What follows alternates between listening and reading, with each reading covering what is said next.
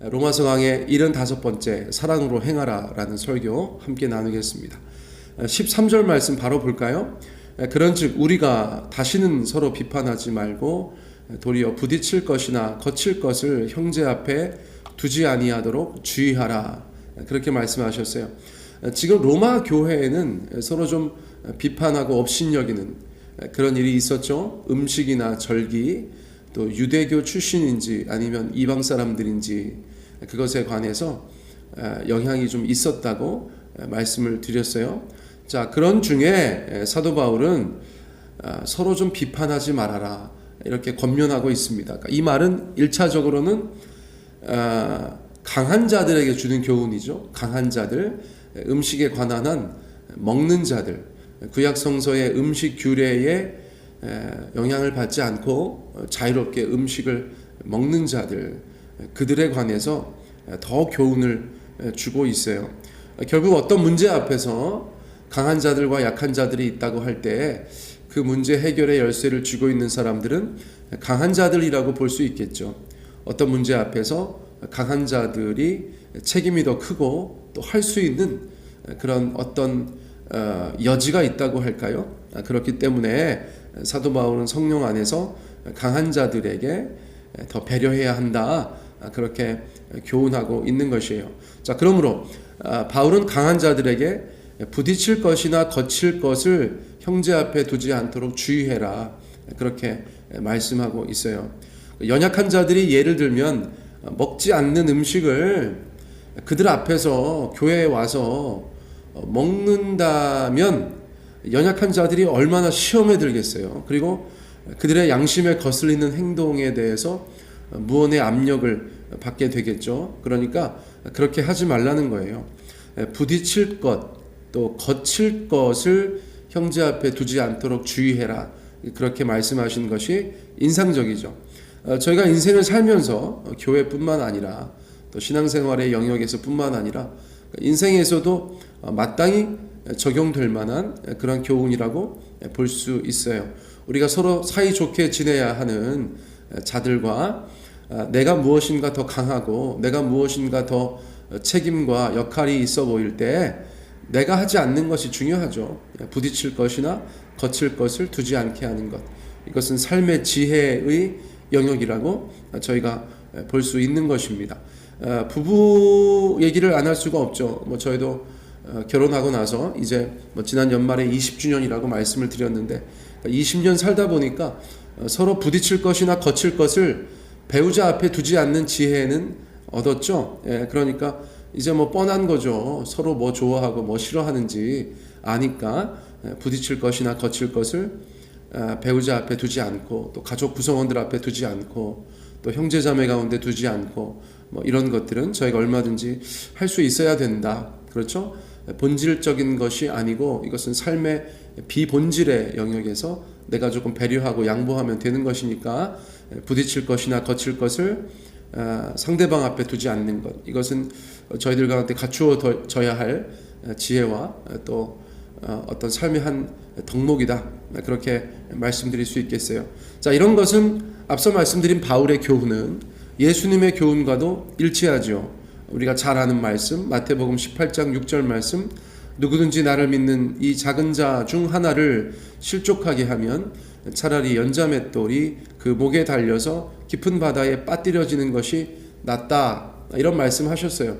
자, 이것은 예수님의 표현법 중에 과장법이라고 말씀드렸죠. 과장법, 이거는 문자적인 것은 아니에요. 문자적인 것은 아닙니다만 충분히 그 교훈을 강조하고 있죠. 야, 그 작은 자 하나 실족하게 하지 마라. 굉장히 큰일이야.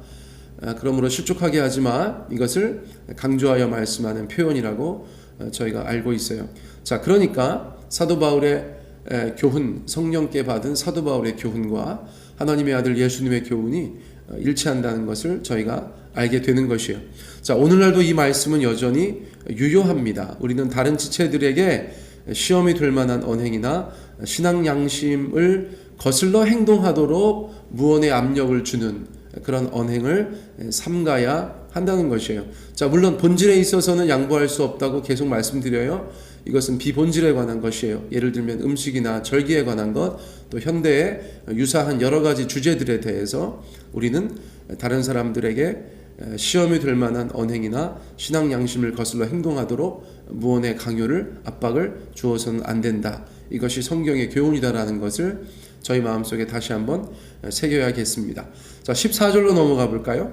내가 주 예수 안에서 알고 확신하노니 무엇이든지 스스로 속된 것이 없으되 다만 속되게 여기는 그 사람에게는 속되니라. 성경 말씀 읽다 보면 이게 무슨 말씀인지 잘 모를 때가 종종 있어요. 자, 이것은 무슨 말이죠? 이제 바울은 주 예수 안에서 알고 확신하는 것을 나눈다고 하면서 무엇이든지 스스로 속된 것이 없다, 이렇게 이야기했다는 것이에요. 무엇이든지 스스로 속된 것이 없다. 자, 이것은 1차적으로 음식에 관한 이야기입니다. 음식에 관한 이야기. 자, 음식에 관한 이야기인데 저희가 예를 들어서 소고기가 선해요, 돼지고기가 선해요, 닭고기가 선해요, 오리고기가 선해요, 이렇게 누가 묻는다면 야, 그런 게 어딨어, 다 고기지. 오늘날 우리의 인식은 이것이라는 것이죠. 자, 바울의 인식은 저희들과 같다는 것이죠.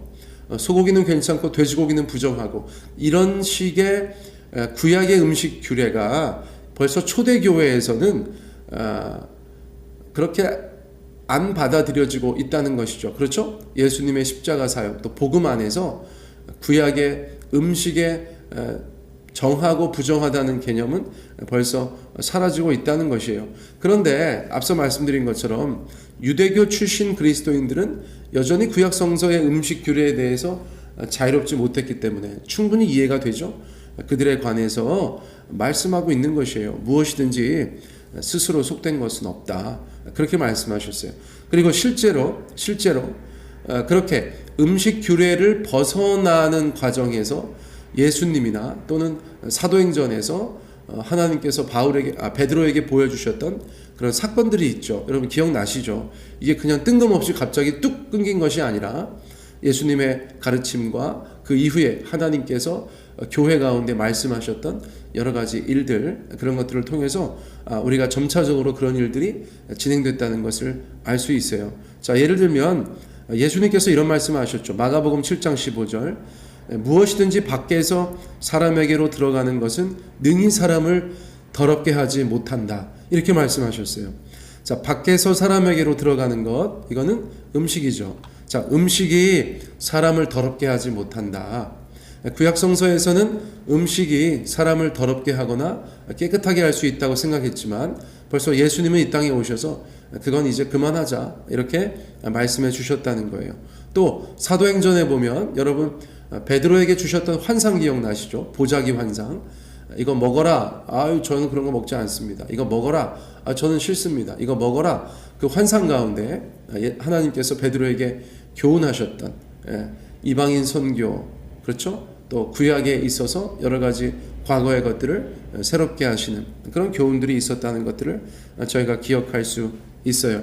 자, 그러므로 앞서 말씀드린 것처럼 이미 초대교회에서는 음식에 관한 한 정한 것과 부정한 것이 없다고 생각하는 사람들이 점점점 복음 안에서 많아지고 있었는데, 그리고 이것은 실제로 강한 자들, 음식을 먹는 자들의 입장과도 일치하는 것인데, 그럼에도 불구하고 여전히 당대 다른 지체들이 이 원리에 또 이 변화에 즉각적으로 적응하지 못하는 것에 대해서, 어려움을 느끼는 것에 대해서 사도 바울은 그들을 충분히 배려하고 있다, 인정하고 있다. 저희가 그것을 보게 되는 것입니다. 자, 적어도 그들에게는, 연약한 자들에게는 어떤 음식을 먹는 것이 여전히 부정하게 느껴지고 또 양심에 거리끼는 것이기 때문에 사도 바울뿐만 아니라 교회 안에서 음식을 먹는 강한 자들이 그들을 배려하는 것이 마땅하다. 성경은 우리 가운데 그렇게 교훈하고 있다는 것이에요. 자, 이것이 좀 묵상거리죠. 여러분들 가만히 생각해 보시면 저희들의 삶 가운데서 적용할 만한 여러 가지 유익한 교훈들을 많이 얻을 수 있다는 것입니다. 여러분 시간 내셔서 좀 생각해 보시면 좋겠어요. 자, 15절로 넘어가 볼까요? 여러분 15절 한번 읽어봐 주시겠어요? 만일 음식으로, 시작.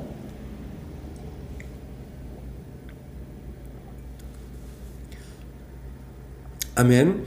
만일 음식으로 말미암아 내 형제가 근심하게 되면 이는 내가 사랑으로 행하지 아니함이라.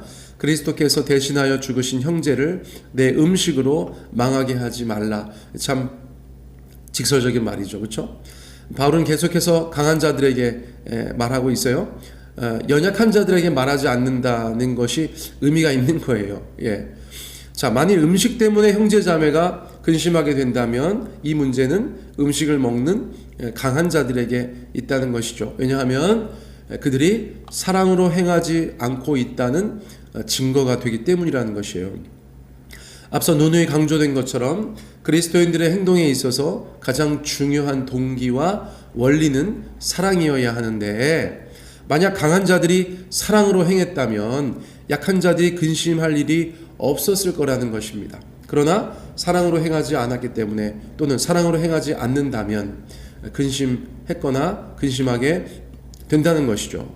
자, 그러므로 바울은 하나님의 마음으로 그리스도께서 대신하여 죽으신 형제를 내 음식으로 망하게 하지 말라, 그렇게 직설적으로 말씀하고 있는 거예요.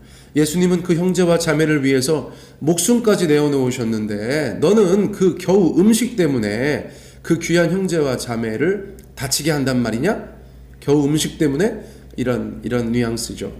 자, 오늘날도 이런 일들은 얼마든지 있을 수 있습니다. 나는 나의 신앙과 양심에 위배되지 않아서 하는 행동이 어떤 이들에게는 근심과 시험이 될 수 있다는 거예요. 자, 그렇다면 우리는 어떻게 선택해야 될까요? 당연히 형제와 자매를 위한 결정을 해야 된다는 것이죠. 예를 들면 술, 담배 문제가 한국에서는 그런 것이 될 수 있겠어요? 제가 이제 과거에 어떤 교회를 갔는데 그 교회 목사님께서 회의를 하시면서 되게 재밌네. 예. 맥주 한잔 하자고 그러시더라고요. 맥주 한잔 하자고. 이거 들으시는 분들이 벌써 시험 되시죠?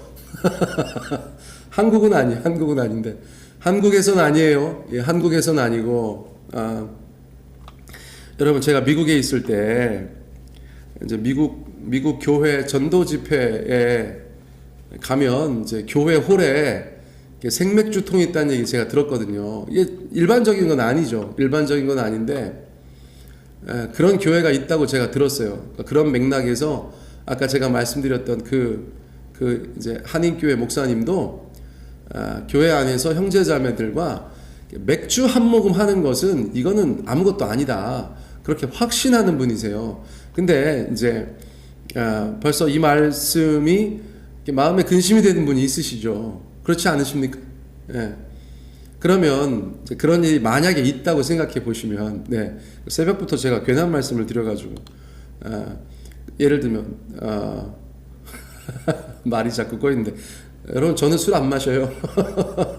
그런데 이제 예를 들면 어떤 분이 그 교회 회의석상에 오셨는데, 자기는 그리스도인이라면 마땅히 술을 입에 대지 않는 것이 옳다고 생각하는 분이 계셨다고 생각해 보세요.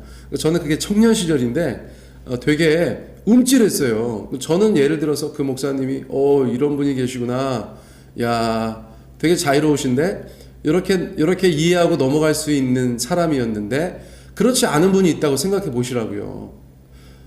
그분은 시험에 들었겠죠. 근심에 빠졌을 거예요. 집에 가서 굉장히 혼란스러울 수도 있어요. 심지어 목사가 이렇게 생각할 수 있잖아요. 그렇죠? 근데 제가 이제 아무리 생각해봐도 그 목사님이 잘못하신 게 있다는 거예요. 뭐 잘못하셨어요? 여러분, 예를 들어서 집에서 혼자 맥주 한 모금 마셨다고 무슨 일이 없을 거예요. 그렇죠? 하나님께서 그분의 목사직을 파면하신다든가 그런 거 아닌데, 공동체성에 있어서는 여러분, 오늘 말씀이 그거 아니에요. 그렇죠? 오늘 말씀이 그 목사님의 행동으로 말미암아서 누군가에게는 큰 시험과 근심거리가 될 만한 소지가 충분히 있잖아요. 충분히. 그럴 때에는 어떻게 해야 되는가? 강한 자가, 먹는 자가 약한 자를 마땅히 배려해야 된다. 본인은 그런 신앙을 가지고 있고 그런 생각을 가지고 있다고 해서 공동체 안에서, 그것도 목사라는 분이 그렇게 말하고 행동한 것은 제가 볼 때 이 말씀에 비추어 볼 때 잘못한 것이다. 그분의 잘못은 무엇이냐? 사랑으로 행하지 않은 것이다. 저희가 그렇게 정리할 수가 있겠죠. 여러분 조금 이해가 되셨는지 모르겠어요.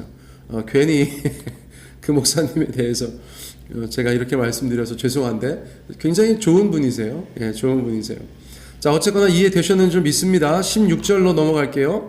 그러므로 너희의 선한 것이 비방을 받지 않게 하라. 또 이렇게 말씀하셨어요. 여러분, 교회 공동체 안에서 이러한 문제가 갈등과 불화로 번져서 안 되는 이유를 또 말씀해 주고 계세요. 왜냐하면 선한 것이 비방을 받지 않게 하려 함이다. 그렇게 말씀하셨어요. 다시 말하면 이런 문제로 교회 안에서 서로 비판하고 업신여기며 등등 불화나 갈등이 생긴다면 우리가 가진 선한 것, 우리의 신앙, 복음 이런 것들이 교회 밖 사람들에게 우스운 것이 된다는 것이죠. 비방을 받게 된다는 것이죠.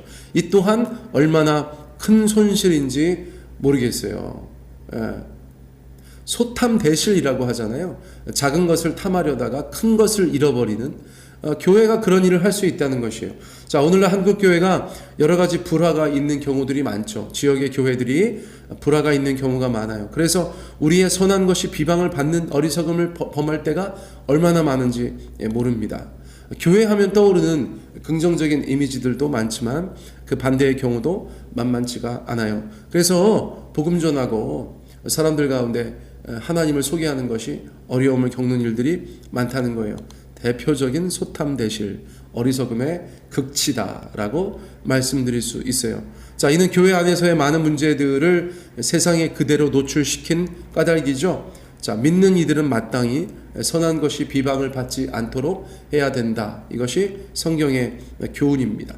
자, 17절로 넘어갈게요. 17절. 하나님의 나라는 먹는 것과 마시는 것이 아니요 오직 성령 안에 있는 의와 평강과 희락이라. 그렇게 말씀하고 있어요. 자, 바울은 이제 하나님의 나라의 가치를 이야기하고 있어요. 본질을 놓친 성도들에게 일침을 가하고 있어요. 우리는 도대체 무엇을 추구하는 사람들이냐? 우리는 하나님의 나라를 추구하는 사람들이 아니냐? 그런데 하나님의 나라가 먹고 마시는 거냐? 그렇게 도전하고 있는 거죠. 하나님의 나라가 먹고 마시는 것이겠어요? 설마? 하나님의 나라는 무엇입니까? 하나님의 나라는 의와 평강과 희락이다. 그렇게 얘기했죠. 의는 하나님과 사람들 간의 신실과 성실이라고 말씀드렸어요. 평강은 하나님과 사람들 사이의 샬롬이라고 말씀드렸어요. 희락은 인간이 누릴 수 있는 가장 좋은 상태겠죠. 기쁨과 즐거움, 그것이야말로 하나님의 나라의 가치다. 그런데 왜 너희는 먹는 것과 마시는 것이 꼭 하나님의 나라의 본질인 것처럼 그렇게 행동하고 있느냐? 그것은 비본질이다. 그것은 비본질이야. 그러므로 자유와 관용으로, 사랑으로, 배려함으로 서로 대하여야 한다. 그것을 말씀해주고 있죠. 여기서 말씀한 세 가지 의와 평강과 희락은 모두 다 놀랍게도 성령의 열매에 포함되어져 있는 것이에요. 갈라디아서 5장 22절 23절 오직 성령의 열매는 사랑과 희락과 화평과 오래 참음과 자비와 양성과 충성과 온유와 절제니 이 같은 것을 금지할 법이 없느니라. 성령의 열매에 포함되어져 있는 그런 단어들이죠. 그러므로 하나님의 나라에 있는 자들은 성령의 열매를 맺는다. 성령의 열매를 맺는 것이 하나님의 나라에 본질적으로 추구해야 될 것들이지 먹고 마시는 것은 아니다. 그것을 말씀해 주고 있어요. 자, 마지막 18절입니다. 이로써 그리스도를 섬기는 자는 하나님을 기쁘시게 하며 사람에게도 칭찬을 받느니라. 성도는 이 성령의 열매로 하나님을 기쁘시게 하고 사람들에게 칭찬받는 사람들이지 자기의 유익을 추구하고 자기의 생각을 주장하고 강요하고 양보하지 않는 것으로 하나님께 영광 돌리고 사람에게 칭찬받는 존재가 아니다. 그것을 말씀해 주고 있어요. 설교를 맺겠습니다. 그리스도는 자신의 유익을 구하지 않고 남의 유익을 구하심으로 하나님께 영광을 돌리고 세상을 구하셨죠. 자, 오늘을 사는 성도들도 그리스도의 본을 따라서 자신의 유익보다 형제와 자매를 생각하고 사랑하고 배려하고 말하고 행동할 수 있는 그런 존재들이 되어야 한다는 것이죠.